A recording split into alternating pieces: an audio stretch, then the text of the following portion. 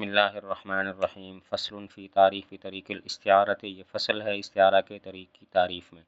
استعارہ کہتے ہیں کہ کوئی لفظ بول کر اس کا معنی غیر موضوع لہ مراد ہو، اس لیے کہ موضوع لہ اور غیر موضوع لہ کے درمیان علاقہ تشبیہ کا ہوتا ہے کہ اسد اس کا معنی موضوع لہ ہے حیوان مفترس، چیر پھاڑ کر کھانے والا درندہ، اور معنی غیر موضوع لہ ہے بہادر آدمی۔ تو اسد بول کر بہادر آدمی مراد ہو، اس لیے کہ اس کے اور حیوان مفترس کے درمیان علاقہ تشبیہ یعنی بہادری کا ہے۔ تو استعارہ کہتے ہیں کوئی لفظ بول کر معنی غیر موضوع لہ مراد ہو، اس لیے کہ معنی موضوع لہ اور غیر موضوع لہ میں علاقہ تشبیہ کا ہوتا ہے، جیسا کہ اسد اس کا معنی موضوع لہ ہے حیوان مفترس اور غیر موضوع لہ ہے بہادر آدمی۔ تو اسد بول کر بہادر آدمی مراد ہو اس وجہ سے کہ اس کے اور حیوان مفترس کے درمیان علاقہ تشبیہ یعنی بہادری کا ہے۔ اعلم جان تو ان الاستعارۃ کہ استعارہ فی احکام الشرع شریعت کے احکام میں متردۃ جاری ہونے والا ہے، بطریقین دو طریقوں کے ساتھ۔ احدہما ان میں سے ایک ہے لوجود الاتصال بین العلت والحکم، علت اور حکم کے درمیان اتصال کے پائے جانے کی وجہ سے۔ والثانی اور دوسرا طریقہ ہے لوجود الاتصال بین السبب المحض والحکم، سبب محض اور حکم کے درمیان اتصال کے پائے جانے کی وجہ سے۔ شریعت کے احکام میں استعارہ دو طریقوں سے جاری ہوتا ہے۔ ایک طریقہ یہ ہے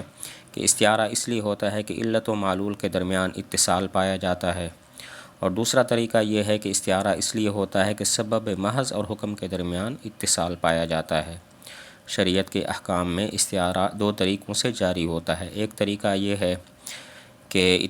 استعارہ اس لیے ہوتا ہے کہ علت اور حکم کے درمیان اتصال پایا جاتا ہے، اور دوسرا طریقہ یہ ہے کہ استعارہ اس لیے ہوتا ہے سبب محض اور حکم کے درمیان اتصال پایا جاتا ہے۔ فالاول منہما ان میں سے پہلا یوجب ثابت کرتا ہے صحت الاستعارۃ من الطرفین، طرفین سے استعارہ کے صحیح ہونے کو۔ والثانی اور دوسرا ثابت کرتا ہے یوجب صحتہا، والثانی یوجب اور دوسرا ثابت کرتا ہے صحتہا استعارہ کے صحیح ہونے کو، من احد الطرفین، طرفین میں سے ایک سے، وہو استعارۃ الاصل للفرع اور وہ اصل کا فرع کے لیے استعارہ ہے۔ تو پہلا جو طریقہ ہے علت و معلول کے درمیان اتصال کے پائے جانے کی وجہ سے، وہ اس بات کو ثابت کرتا ہے کہ استعارہ جانبان سے صحیح ہے، یعنی علت بول کر حکم مراد لینا اور حکم بول کر علت مراد لینا دونوں صحیح ہوتا ہے۔ اور دوسرا جو طریقہ ہے وہ اس بات کو ثابت کرتا ہے کہ استعارہ جانبین میں سے ایک سے صحیح ہوتا ہے۔ سبب محض بول کر حکم مراد لینا تو ٹھیک ہوتا ہے، لیکن حکم بول کر سبب محض مراد لینا ٹھیک نہیں ہوتا۔ اس کو استعارۃ الاصل للفرع کہتے ہیں، یعنی سبب کا حکم کے لیے استعارہ۔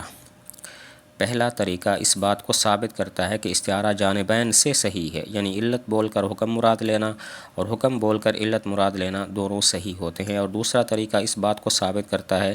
کہ استعارہ ایک جانب سے صحیح ہے، سبب محض بول کر حکم مراد لینا ٹھیک ہے، حکم بول کر سبب محض مراد لینا ٹھیک نہیں ہوتا۔ اس کو استعارۃ الاصل للفرع کہتے ہیں، یعنی سبب محض بول کر حکم مراد لینا۔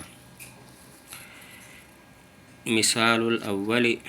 اول کی مثال فیما اذا قال اس صورت میں ہے جب کہ کہے ان ملکت عبدا، اگر میں مالک ہوا غلام کا، فہو حر تو وہ آزاد ہے، فملک نصف العبد پس وہ مالک ہوا آدھے غلام کا، فباعہ پس اس کو بیچ دیا، ثم ملک النصف الآخر پھر مالک ہوا دوسرے آدھے کا، لم یعتق تو وہ آزاد نہیں ہوگا، اذ لم یجتمع فی ملکہ اس لیے کہ جمع نہیں ہوا اس کی ملکیت میں، کل العبد پورا غلام۔ ولو قال اور اگر کہا ان اشتریت عبدا فهو حر، اگر میں نے غلام خریدا تو وہ آزاد ہے، فاشترى نصف العبد پس اس نے خرید لیا آدھا غلام، فباعہ پس اس کو بیچ دیا، عتق فباعہ پھر اس کو بیچ دیا، ثم اشترى النصف الآخر پھر اس نے دوسرے آدھے کو خرید لیا، تو عتق النصف الثانی دوسرا آدھا آزاد ہو جائے گا۔ پہلے طریقہ کی مثال یہ ہے، اگر کہا ان ملکت عبدا فهو حر، اگر میں کسی غلام کا مالک ہوا تو وہ آزاد ہے، وہ آدھے غلام کا مالک ہوا، پھر آدھے کو بیچ دیا، پھر دوسرے آدھے کا مالک ہوا، تو وہ اب آزاد نہیں ہوگا، اس لیے کہ ملکیت میں پورا غلام جمع نہیں ہوا، جبکہ آزاد ہونے کے لیے یہاں پر ضروری تھا کہ ملکیت میں پورا غلام جمع ہو۔ اور اگر اس نے یہ کہا تھا ان اشتریت عبدا فهو حر، اگر میں نے غلام کو خریدا تو وہ آزاد ہے، اس نے آدھا غلام خریدا پھر اس کو بیچ دیا، پھر بقیہ آدھا خرید لیا، تو بقیہ آدھا اب آزاد ہو جائے گا، اس لیے کہ اب ضروری نہیں تھا ملکیت میں پورے غلام کا ہونا،